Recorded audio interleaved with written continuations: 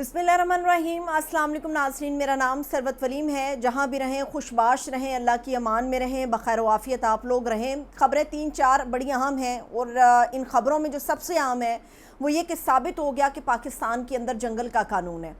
साबित हो गया पाकिस्तान के अंदर जिसकी लाठी उसकी भैंस का कानून जो है वो राइज है।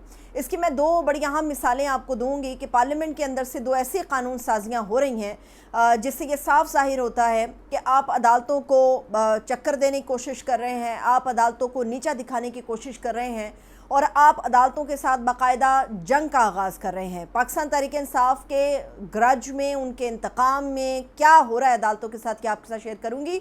इसके अलावा मैं आपको ये भी बताऊं कि इस वक्त पाकिस्तान तहरीक इंसाफ के लिए जलसा हो या एहतजाज वो एक गले की हड्डी बन गया हुआ है। एक आसान सा काम है कि आपने एहतजाज करना है, एक आसान सा काम है आपको जलसा करना है। क्या ऐसी वजूहत हैं कि पीटीआई मज़ीद है कि हमें इजाज़त दे दो, हमें इजाज़त दे दो, और कारकुन जो है उसका सर चक्कर खाने लग गया है कि आखिर पीटीआई की ये लीडरशिप क्या करने जा रही है। 3-4 आम चीज़ें हैं जिन तमाम का ताल्लुक एक दूसरे के साथ है, ये आपके साथ शेयर करते हैं। सबसे पहले मैं आपको ये बताऊं कि आज इमरान खान साहब के और उनकी अहलिया बुशरा बीबी के अगेंस्ट जो तोशा खाना का एक नया नैब केस बनाया गया है उसकी समाअत आज होना थी और वो समाअत हुई भी। पहले जस्टिस आमिर फारूक के ऊपर अदम एतमाद था जिसकी वजह से वो अब इस केस से अलग हो गए, मगर दो और दीगर जजेस जिन्होंने इस केस को टेकअप किया और आज वो समाअत हुई वो मैं आपके साथ शेयर करती हूँ। 2 रुकनी बेंच था, जस्टिस मियां गुल हसन औरंगज़ेब साहब और जस्टिस अरबाब मोहम्मद ताहिर साहब थे। ये 2 रुकनी बेंच था जिसने नए तोशाखाना नैब केस की आज समाअत की। हुआ ये कि जब ये चीज़ें जस्टिस गुल हसन साहब के पास गईं और उन्होंने देखी तो उन्होंने कहा ये क्या केस है, मतलब एक जज आपसे पूछा ये क्या केस है, तो उसके ऊपर जो वकील थे इंतज़ार पंजोता उन्होंने कहा कि जनाब अली ये तोशाखाना का केस है। तो बिल्कुल हम सब की तरह जो जस्टिस गुल हसन साहब थे उन्होंने भी ये कहा, उन्होंने कहा कि तोशा खाना में तो सज़ा हो चुकी हुई है, क्या नए तरीके से नई इंक्वायरी डाल के दोबारा से नया केस बनाया गया है। तो उसके बाद कुछ चीज़ें उनके सामने आई तो उन्होंने फिर पीटीआई से एक शिकवा किया। उन्होंने इमरान खान साहब और बुशरा बीबी के वकील इंतज़ार पंजोता से शिकवा किया। उन्होंने कहा आप लोग भी तो ताउन नहीं कर रहे ना, पहले एक ज्वेलरी सेट के ऊपर तोशाखाना का केस था, अब इसमें और भी बहुत सारे तहाइफ डाल दिए गए हैं, तो आप लोग इनका साथ क्यों नहीं दे रहे, आप लोग इनको मुतमईन क्यों नहीं कर रहे। ये जस्टिस गुल हसन साहब ने सवाल रखा पाकिस्तान तहरीक इंसाफ के वकील के सामने। तो इंतज़ार पंजोता साहब ने फिर उसके ऊपर जवाब दिया। उन्होंने कहा जनाब अली अगर मैं आपको बता सकूँ जो पहले तोशाखाना केस के अंदर सज़ा हुई है उस सज़ा के अंदर 108 ऐसी आइटम्स थी तोशाखाना की जिनका जिक्र था, वो अकेला सिर्फ एक ज्वेलरी सेट पर मुश्तमिल केस नहीं था, उसके अंदर 108 तहाइफ 108 आइटम्स का भी जिक्र था। तो उसके ऊपर गुल हसन औरंगज़ेब साहब ने ये सोचा और ये सारी चीज़ें सामने आई कि फिर ये कौन सा नया केस है जिसके अंदर बेतहाशा चीज़ें जो हैं वो डाल दी गई हैं। अब उन्होंने उस वकील को बुला लिया है जिसके पास ये सारी मालूमात है, जो नैब से रिलेटेड ऑफिसर है, जिसके पास तोशा खाना के पहले केस के और हालिया केस के ऊपर डिटेल्स मौजूद हैं। अब उसको बुला लिया गया है। तो 8 अगस्त तक का जो रिमांड है वो इस वक्त बुशरा बीबी और इमरान खान साहब का हो चुका हुआ है। अब 8 अगस्त के बाद इसकी समाअत होगी तो चीज़ें मज़ीद जो हैं वो क्लियर होकर आएंगी। दूसरी बात ये है कि इस वक्त पाकिस्तान तहरीक इंसाफ जो है वो इस्लामाबाद हाई कोर्ट के अंदर आज एक और केस लगा हुआ था और ये केस जस्टिस आमिर फारूक साहब के सामने लगा हुआ था। अब आमिर फारूक साहब हो या इस्लामाबाद का कोई भी जज हो, वो ये कह रहे हैं कि पीटीआई और इस्लामाबाद इंतज़ामिया बैठे और बैठ के आपस में फ़ैसला कर ले जलसे या एहतजाज के हवाले से।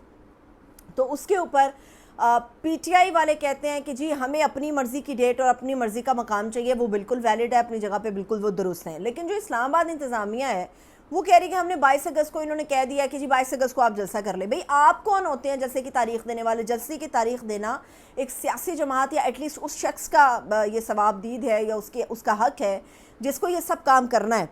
अब मसला ये नज़र आ रहा है कि कोई भी जज, कोई भी अदालत, कोई भी मामला इसके अंदर नहीं आना चाह रहा। वो ये बार बार कह रहे हैं कि दोनों आपस में बैठ के फ़ैसला कर लो। तो इस वक्त जो पीटीआई की और इस्लामाबाद इंतज़ामिया की सूरत हाल है ना वो इस तरह है कि मेरा वीर तू मान जा, वो कहता नहीं नहीं मेरा वीर तू मान जा। तो वो आपस में एक दूसरे के साथ लगे हुए हैं। पीटीआई ऐलानात करती जा रही है कि हम जी एहतजाज भी करेंगे, हम जलसा भी करेंगे। तो उसके ऊपर आमिर फारूक साहब ने कहा, उन्होंने कहा कि मतलब टीएलपी वालों को भी बैठने आप लोगों ने दिया, बाकायदा इजाज़त के साथ आप बैठेंगे, पीटीआई के साथ क्या तकलीफ़ है? جو دوسرے الفاظ سے انہوں نے کہا پی ٹی آئی کے ساتھ کیا تکلیف ہے بھائی، یہ ایک سیاسی جماعت ہے، آپ اس کو جلسہ یا احتجاج کرنے کی اجازت کیوں نہیں دے رہے؟ لیکن ایک راستہ بھی آج دکھایا گیا، وہ راستہ یہ دکھایا گیا کہ گل حسن اورنگزیب صاحب نے کیونکہ ایک طرف توہین عدالت کی درخواست لگی ہوئی تھی پی ٹی آئی کی جلسے کی اجازت نہ دینے کی، اور دوسری طرف جو ہے وہ جلسے کے معاملے کے لیے عامر فاروق صاحب کے سامنے درخواست لگی تھی۔ گل حسن اورنگزیب صاحب نے آج ایک راستہ دکھایا، کہا جائے تو یہ بڑا ویلڈ راستہ ہے اور اس کے ذریعے اجازت مل سکتی ہے۔ معاملہ یہ ہے کہ کوئی بھی جج یا کوئی بھی عدالت اپنے اوپر ذمہ داری اس لیے نہیں لینا چاہ رہی کہ کوئی اونچ نیچ ہوتی ہے تو ڈیفینیٹلی ساری انگلیاں اس عدالت یا اس متعلقہ جج پر اٹھیں گی، تو اس لیے انتظامیہ کا یہ معاملہ ہے تو انتظامیہ اور سیاسی جماعت مل کے فیصلہ کر لیں۔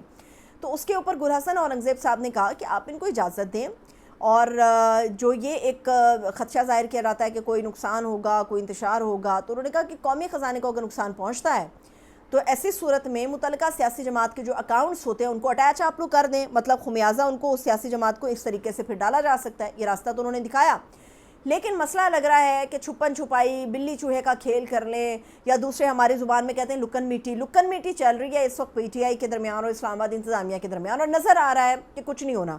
اب ساری جو پی ٹی آئی ہے وہ زور لگا رہی ہے جلسے اور احتجاج کے اوپر، دوسری طرف حالت اتنی بدتر ہے کہ کوئی بھی پنجاب کے اندر جو قید لیڈرشپ ہے اس کے اوپر بات نہیں کر رہا۔ کچھ دیر پہلے اس وقت میں نے پرویز الہی صاحب کی ایک پوری ویڈیو دیکھی ہے، اس ایک حصہ ہے جو میڈیا چینلز کے اوپر آپ دیکھ رہے ہیں، اور کچھ ویڈیو میں نے دیکھی ان کی حالت اتنی غیر ہے کہ اسپتال میں جان بوجھ کے انہیں دھکا دے کر، جیل میں جان بوجھ کے دھکا دے کے گرایا گیا، یا ان کا پاؤں سلپ ہوا وہ خدا بہتر جانتا ہے، مگر جو ان کی پسلیاں ٹوٹیں اور جو فریکچرز انہیں آئے وہ ابھی بھی گھر کے آرام دہ بستر اور بہترین نگہداشت کے باوجود وہ قابو نہیں آ سکے ہیں، وہ عمر کے جس حصے میں ہیں۔ لیکن جب میں پرویز الہی صاحب کو دیکھتی ہوں کہ اب انہیں خدا کر کے ایک علاج معالجہ اور گھر کی سہولت میسر آئی ہے، تو دوسری طرف ہمارے سامنے ڈاکٹر یاسمین راشد ہیں، ہمارے سامنے عمر سرفراز چیمہ ہیں، ہمارے سامنے میاں محمود الرشید صاحب اور دیگر اعلیٰ قیادت اور دیگر کارکنان کی بھی حالت ہمارے سامنے ہے۔ پنجاب کے اندر پی ٹی آئی کی لیڈرشپ کوئی بات ہی نہیں کر رہی۔ آپ مجھے بتا دیجئے کتنے لوگوں نے اٹھ کے یہ دیکھا ہو کہ پنجاب کے اندر کوئی مؤثر آواز انہوں نے چاہے ٹویٹر کے ذریعے اٹھائی ہو، چاہے سوشل میڈیا کے کسی نیٹ ورک کے ذریعے اٹھائی ہو کہ ہماری جو لیڈرشپ قید ہے انہیں خدا کے واسطے انصاف دو۔ آج آ کے چند لوگ ہیں جو عالیہ حمزہ کے لیے آواز اٹھا رہے ہیں، مگر ڈاکٹر یاسمین راشد، عمر سرفراز چیمہ اور میاں محمود الرشید اور دیگر لوگوں کے حوالے سے ہمیں بالکل ایک خاموشی، ایک مجرمانہ خاموشی پاکستان تحریک انصاف کی نظر آ رہی ہے۔ نہ آپ لوگ اپنی لیڈرشپ کو نکال سکتے ہیں، نہ آپ لوگ اپنی لیڈرشپ کے لیے بات کر سکتے ہیں، نہ ان کے لیے مؤثر آواز اٹھا سکتے ہیں، نہ احتجاج و جلسہ کر سکتے ہیں۔ تو کوئی اس پی ٹی آئی کی لیڈرشپ سے پوچھے کہ بھئی آپ کر کیا سکتے ہیں؟ کیا آپ صرف عدالتوں کے اندر گھمن گھیریاں نکالنے کے لیے بیٹھے ہوئے ہیں؟ آپ کے پاس کوئی مؤثر حکمت عملی نہیں، کوئی ایکٹیویٹی نہیں؟ اگر آپ لوگوں نے جماعت اسلامی کے دھرنے کو جوائن کرنا ہے تو کل کی بجائے آج کریں نا۔ یہ بھی تو دیکھیں، اس کا مطلب صاف نظر آ رہا ہے کہ آپ کے پاس کوئی اسٹریٹجی نہیں ہے۔ اب آتے ہیں ایک اور معاملے کی طرف، وہ معاملہ ہے جنگل کے قانون کا۔ یہ نہایت اہم خبر ہے جو میں آپ لوگوں کو دینے جا رہی ہوں۔ جنگل کا قانون کیسے ہے؟ سپریم کورٹ آف پاکستان کے اندر سے 8-5 کا فیصلہ آتا ہے کہ یہ مخصوص نشستیں ہیں، یہ تحریک انصاف کا حق ہے، یہ ان کو دے دو۔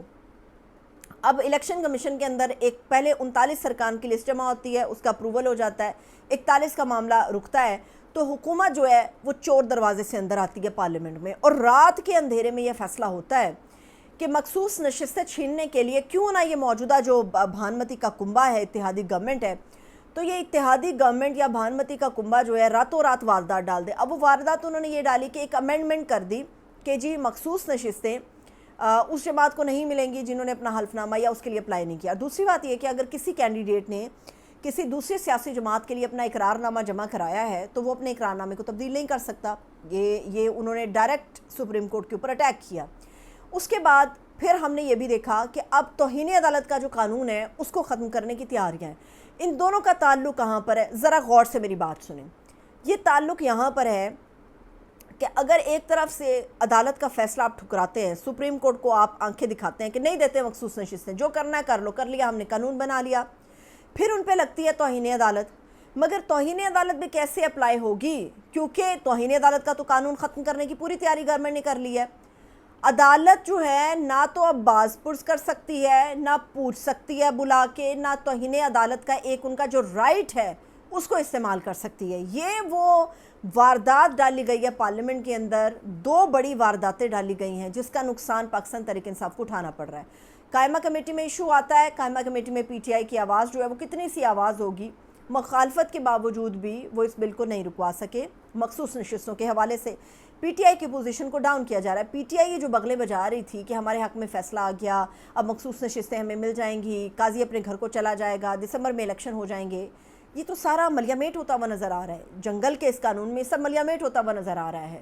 جب تک پی ٹی آئی کی لیڈرشپ مؤثر قیادت کے ساتھ نہ اتری، آپ عمران خان کو دوش نہیں دے سکتے۔ عمران خان جیل میں ہے، اس تک وہ معلومات جا رہی ہیں جو اس کو پہنچائی جا رہی ہیں۔ اور جہاں تک میڈیا کا سوال ہے تو عمران خان کو سوائے پی ٹی وی کے دکھانے کے اور کوئی دوسرا چینل نہیں دکھایا جاتا تاکہ عمران خان کو اویئرنیس نہ ہو سکے کہ اصل حقیقت کیا ہے، گراؤنڈ ریالٹی کیا چل رہی ہے۔